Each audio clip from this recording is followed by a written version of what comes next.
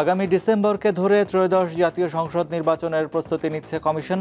তবে সরকার চাইলে জাতীয় নির্বাচনের আগে সীমিত পর্যায়ে স্থানীয় সরকারের ভোট করা সম্ভব, এমনটা জানিয়েছেন নির্বাচন কমিশনার আবুল ফজল মোহাম্মদ সানাউল্লাহ।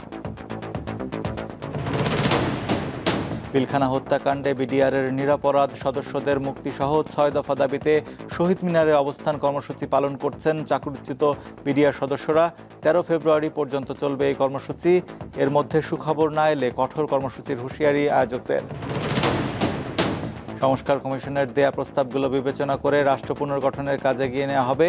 এতেই জুলাই গণঅভ্যুত্থানের যে প্রত্যাশা তার অনেকটা অর্জিত হবে বলে জানিয়েছেন উপদেষ্টা আসিফ মাহমুদ সজীব ভুঁইয়া।